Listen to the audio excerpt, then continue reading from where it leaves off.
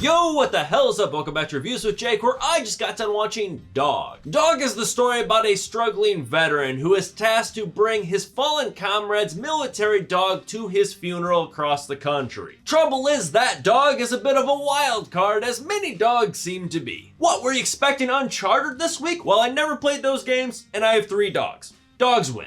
Dogs always win. Trust me, I wrestled with it. I mean, no one's going to see Dog over Uncharted. I mean, you got a blockbuster film with Spider-Man, and then you have Channing Tatum with a dog. I mean, which one's gonna get the clicks? I don't know, I'm sure Uncharted is fine, it's okay, it's dandy, it's whatever, but I have no skin in the game, and this is a weekend where 3 review-worthy movies are coming out. Paired with the fact that I've had just the dooziest of a week, something's gotta give. Uncharted is the weakest link, goodbye. I'm sure anyone that knows me knows exactly what Netflix movie I'm also going to review from this weekend, but we'll get to that eventually. First, Dog. Well, let's start the pros with the 2 primary performances of the film. Channing Tatum and then this dog, Lulu, which I believe was played by a combination of 3 different dogs. But I thought both of them did a great job. Let's start with the dog, Lulu. I mean, the combination of these 3 dogs really made this dog a character. It's booming with personality. It is truly nuts how some animals can be so cooperative in terms of film. Like I've mentioned, giving props to animal wranglers in the past, and this is no exception. Like, these dogs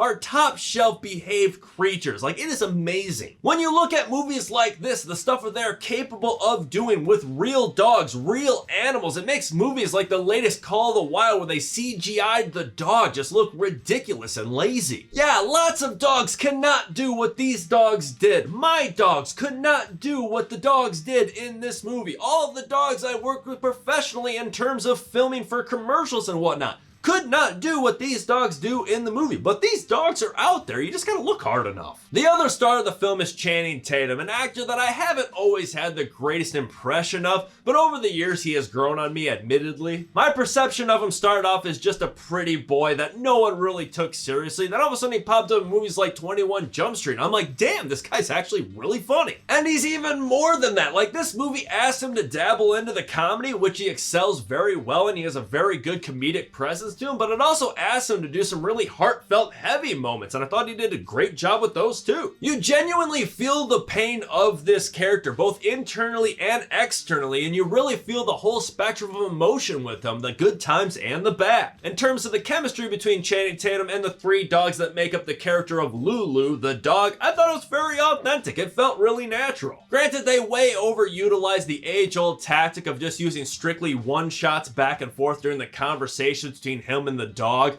Not like the dog was talking back, but it was like just the 2 of them in a single one shot going back and forth instead of them sharing the frame at any given moment. You could definitely tell that these were very much finessed in the editing room. Like, these conversations did not go like this, probably because the dog was not cooperating. But you know, it's understandable. I mean, one of the 2 people in this conversation is a dog. If it was 2 humans and they're utilizing this strategy, it's just kind of lazy filmmaking, but in this case it's a dog. You know, you gotta do what you gotta do to get the scene. This movie also had a couple really great cameos that I was not expecting. Nice little cherries on top. Bill Burr showed up rocking a mustache once again, love it. Ethan Suplee shows up jacked as hell. I mean, I'm still astounded by the physical transformation that guy has gone on over the years. There's even an appearance by Cole Walliser, a filmmaker that I've seen on the Black with No Cream podcast before. He's always on the red carpets with the Glambot camera and whatnot. Didn't know the guy did anything in front of the camera, and I look at his IMDb, he doesn't. But when his very recognizable face and hair popped up on the screen, I pointed at it like frickin' Leo in Once Upon a Time in Hollywood. But jumping back to Channing Tatum for a minute, because not only was he the leading human actor of this film, but he was also the co-director of the movie, which was pretty surprising. I thought he did a good job. I thought that this directing duo did a good job of putting together a really coherent film. Technically, it all holds together really well. There are some great moments of visual storytelling from the opening title credits, which are basically a scrapbook of sorts. You learn so much about the story and characters that you're about to spend the next hour and a half with just looking at these pictures and small little excerpts in a notebook. And there's moments like the memorial service that happens in a bar where all the Army Rangers get together to honor their fallen comrade, where you got all these active Army Rangers all in the bar and everything. Then you have Channing Tatum, who's not active but still gets along and knows everyone in the room. He's partying, he's ball busting, he's reminiscing right alongside everyone else in the room as if he were an active Army Ranger, but the thing is, he isn't, and he's not in uniform. So he's the only person in this room that's not in uniform, and you can feel like it doesn't really sit that well, like he feels like an outsider of sorts. I thought this was a brilliant, nice touch to really set the stage for this story and this character. On top of that, I thought the camera work was solid, had a couple really great one-ers, which I always love. It had some great compositions that utilized a lot of reflections and mirrors and whatnot. I thought it was really creative framing. You also get a lot of brilliant landscapes and sunsets, mountains, and deserts. For a film seemingly directed by two first-time directors, I thought this film came together pretty well and did some good stuff. However, that being said, I do feel like most of the shortcomings of this film all circulate around the script from various perspectives. For starters, I believe that this story has a few key prerequisites that are required before watching the movie to get the full scope of the film. Like, the targeted audience is very specific. This movie is definitely made for dog people, as you would imagine, but it's also really targeted towards like military veterans and military families. Like, obviously I knew the dog stuff going in. I mean, the movie's called Dog. The military aspect, on the other hand, I knew that it was going to be featured, like it was an element of this story, but I did not know that it was going to really center a lot of the content around it. Lots of references, topics, jokes, situations that people outside of that circle just aren't going to feel the same way that people inside it are going to. I mean, they do the same thing with dog people, and I am in that circle being a dog owner of 3, and I connected with those jokes and material more than other people that have not had dogs or currently do not. So I was in on the dog stuff, but on the outside looking in for the military stuff, and I think that approach in general isn't really the greatest recipe for widespread appreciation for your film. It's like you already have to be in before pushing play on the movie versus them telling you a story that invites you in throughout the course of the runtime. And I think that this movie had a hard time inviting you in throughout the course of the movie because it feels really distracted. The main goal and premise of this film is very clear. It's a guy and a dog who don't really know or like each other, who have to get into a car, drive across the country, and they bond on that venture. But throughout the course of that drive, just so much happens along the way. Subplots, curveballs, wacky situations that are just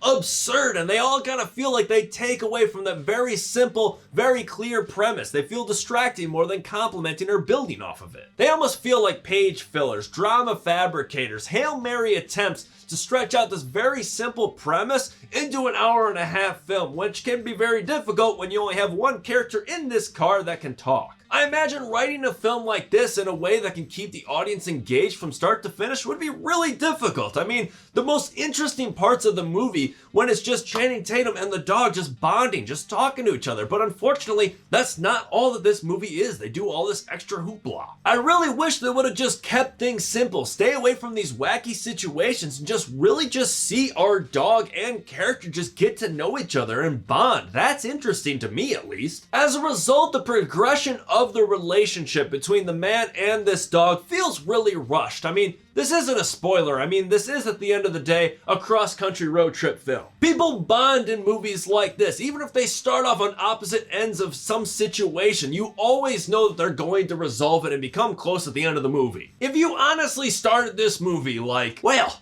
these two just don't get along at all, this road trip's gonna be a disaster, then I think, honestly, you need to watch more movies, friend. So yes, they bond throughout the course of their road trip, but because the movie spends so much time focusing on these little subplots and side missions, you don't really see that progression as much. So in the end of the movie where they end up being tight, it almost feels out of nowhere. It doesn't really feel as earned. Maybe it's just me, but I feel like the maturity of this relationship just did not really feel right. I just spent so much time focusing on other stuff instead of just focusing on our two main characters, the guy and the dog. Just focus on that. Hone in on that instead of spending so much time in all this other stuff. And the actual ending itself, I won't spoil that at all, but it just kind of ends. It's just really abrupt. It had its appeal, it definitely got me, not as hard as other dog movies in the past have, but I definitely felt. I'd be lying if I said I did not feel anything watching the movie. But it just wraps up so quickly. I felt like in the end of the movie it finally found its footing. It found the movie that I wanted it to be all along, and then it finds it and it just kind of ends. It does not explore those feelings really at all. Don't get me wrong, this film has a lot of really great shining moments. It has a couple moments of really great humor as well as the drama and the feels. But because it didn't really dive too deep into what I thought were the strengths of this story and movie, I just feel like it didn't really hit either end of the spectrum on either side of the drama or the comedy. It just kind of waded right in the shallow end. It never made me bust out laughing, but I giggled. It never made me full out cry, but I